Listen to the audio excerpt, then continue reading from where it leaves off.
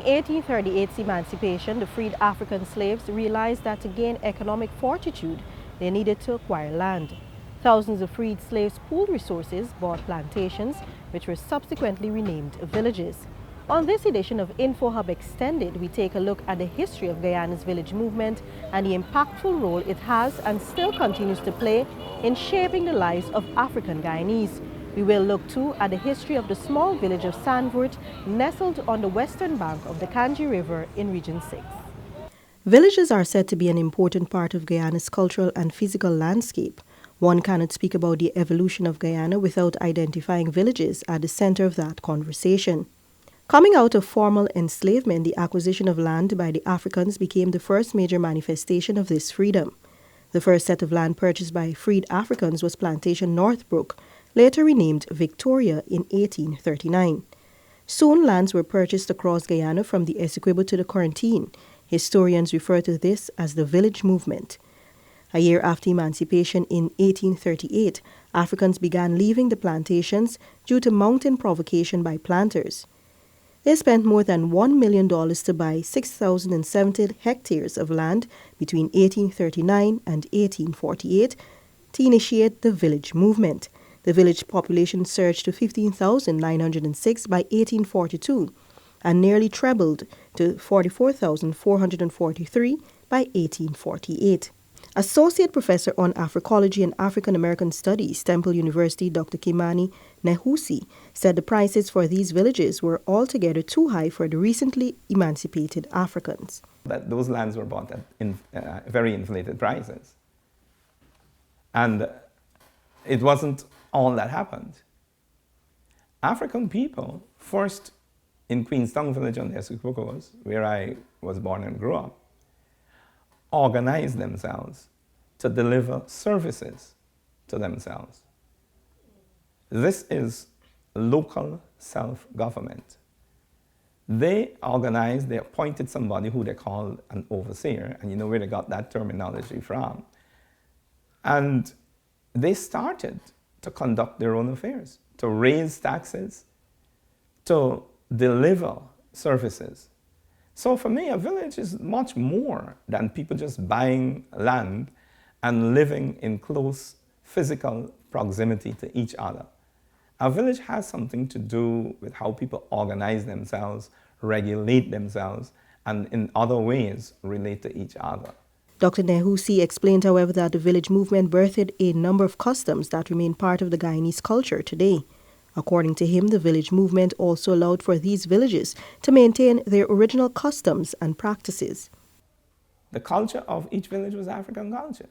One of the things that many of us don't recognize, but perhaps our historians need to tell us more about, is the way in which immediately after the legal termination of physical enslavement, African people, and it seems to me as though this happened throughout the West where we were enslaved, began to re-Africanize themselves. So a lot of African culture came to the fore. But two things happened. Check all the big villages in Guyana, and you're going to see that they usually have a police station on the perimeter. Because Europeans deliberately set out to attack those villages at the least hint of what they call trouble. The police force in this country was organized on the assumption that it had to keep African people down. That was inculcated into them. We don't have enough time to demonstrate this, but there's a lot of evidence. The box or box hand that we know about, or susu, anywhere you go in Africa, you find it. And this was a way of people raising finance and deploying finances for their own purposes. We don't have enough time, but I'm certain that many people could talk about sons and daughters who were sent to school and university, about houses that were built, many things that were purchased, goods and services, from box and box hands. So I think it's important to recognize that these are ways in which villages were organizing themselves. Immediately after emancipation, the European planters and the government took a decision not to sell land to the free Africans.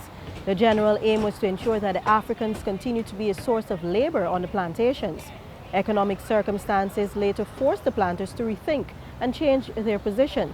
Many cotton plantations in particular became unprofitable by 1838 because Britain began to purchase cheaper cotton from the United States, where very large cotton plantations still used African slave labor.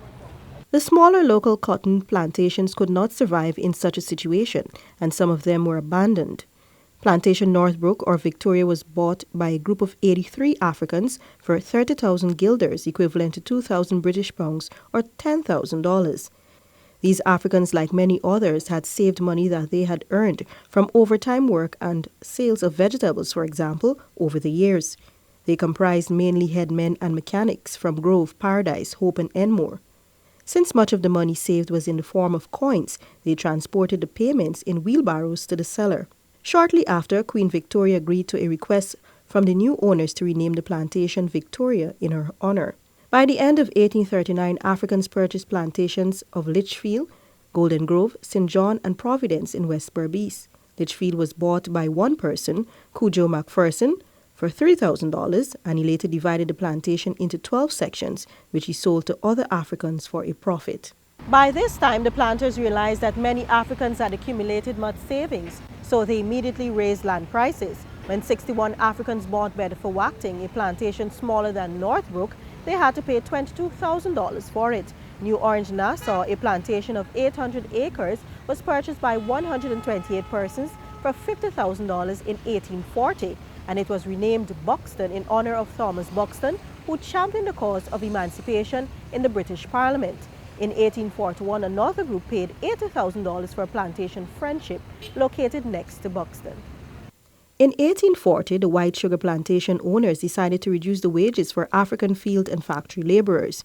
They claimed that they had to do so because the export price per ton of sugar had dropped below the cost of production. The owners also discontinued workers' allowances of food and medicine, most of whom had continued to live on the plantations. To deprive the workers of other forms of subsistence and to force them to accept the lower wages, they also prevented them from fishing in the canals and destroyed their pigs and chopped down the fruit trees growing on their small cultivation plots. If the African laborers did not comply meekly to this new situation, they were expelled from the estates. In response to these developments, the African workers on the Demerara and Essequibo estates went on strike from January to March. This strike greatly affected sugar production since the indentured Indian, Portuguese and other imported African laborers were still insufficient to handle all the work. The Africans were of the view that they had no economic future if they continued to reside on the sugar plantations. They were seeing other Africans buying up the abandoned cotton plantations, and they felt that they too must acquire their own land. During the period of the strike, 65 of them pooled their savings and purchased Plaisance for $39,000. The estates of Peters Hall, Farm and Garden of Eden on the East Bank, Demerara, and Danielstown and Bushlot on the Essequibo coast were also acquired in 1840 by African groups. The moving away of Africans from the estates placed added pressures on sugar production, and the planters used devious means to force them to return to work there. One of these means was to let loose water from the estate canals to flood the nearby African villages. The planters, no doubt, felt that if the Africans' farms were damaged, they would return to the estates to work. The African villages also faced administrative problems during the 1840s. The shareholders or proprietors possessed no experience in cooperative management, and since they used up their savings to purchase land, they had nothing left for maintaining the roads, bridges, sluice gates, and drainage canals. As a result, the conditions of the villages and the communal plantations quickly deteriorated. According to Dr. Nehusi, village movements allow the Africans themselves to govern their own affairs, which in effect allow them opportunities for growth and development. A group of Africans would get together and go and seek work, usually on the estates, for money. But a TAS gang or TAS group was much more than just a coming together of a small number of people to do work collectively for payment. It was an instrument of bargaining between workers and employers. This is the first instance of worker organization in the history of this country since the introduction of colonialism. And this is significant because it comes out of the village, and this is one of the foundations of trade unionism in this country, and therefore of political organization also. So our political parties, PPP, PNC, and so on, as well as our trade unions, have as part of their foundation both the village organization and the task gang. The land buying by Africans continued until 1852. There were at this period over 82,000 Africans of working age, and roughly half of them lived in villages and worked from time to time on the estates. By that time, too, Africans had established 25 villages on lands that they purchased for over $1 million. Africans also owned over 2,000 freehold properties. We take you now to the rural village of Sandvoort, West Kanji, Berbice, located some 5 miles off New Amsterdam. It is home to over 300 residents, including children. Thorold Sinclair is a renowned community leader. He had much to say about the beginning of the rural village bought by the Oku, Kwashi, and Congo tribes during the village movement. The village was, as I said, three tribes from Africa. Kwashi, Oku, and these people they love to work the soil, and this is why Sandvoort is what it is. And Sandvoort is not in its full glory now because of so many setbacks. We had sea defense, river defense problems. They were able to solve those problems by working together. And we've learned that as children in the community. Sandvoort in East Kanji, Berbice is a close-knit community. Many of the families here depend on agriculture, including small-scale rice cultivation, cattle and poultry rearing, and cash crop farming. Being a plantation of slaves, it became natural after slavery for them to follow in the same trend. Hence, agriculture became the support base. But it soon expanded to other skills because of the economic need for survival.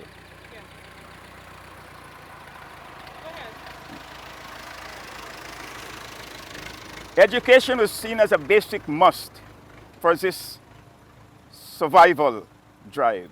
Therefore, a school was established in 1922 by the Anglican Church.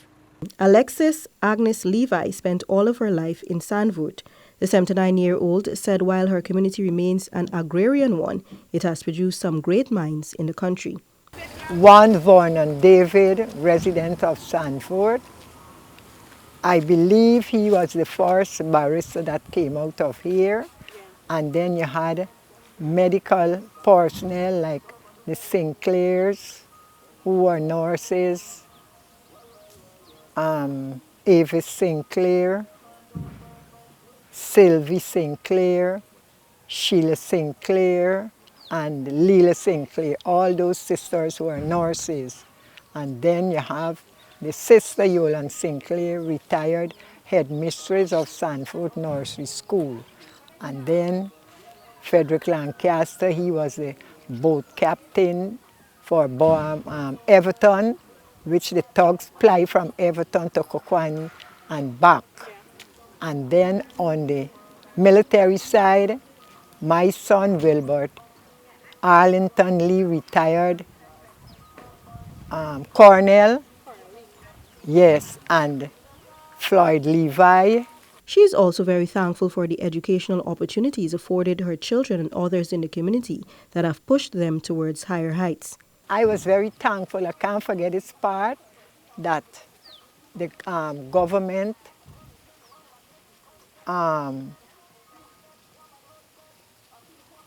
had given the country free education because the founder leader, he said that he see the situation where single mothers, they have their children but don't have the means to attend secondary school. Because my time, as the first month for the term, The last week, they would write on the board fees payable on the first week in the second month. So if parents cannot come up with the money, your child has to stay home. So I know for myself in this village, I was very thankful because my sons, they got free education. Sandvoort is not where it should be. However, residents are not daunted. In fact, they are confident that the village will regain its former glory and contribute even more to Guyana's development. Villages across this station continue to thrive in their own way. They have become a nursing ground for local government and politics. Many organizations and associations were formed in villages. They are among the true pushers of the country's culture and economy. Hats off to all villages. Hats off to all African Guyanese. Thanks for watching, and join us tomorrow when we conclude our InfoHub Extended on emancipation observations in Guyana.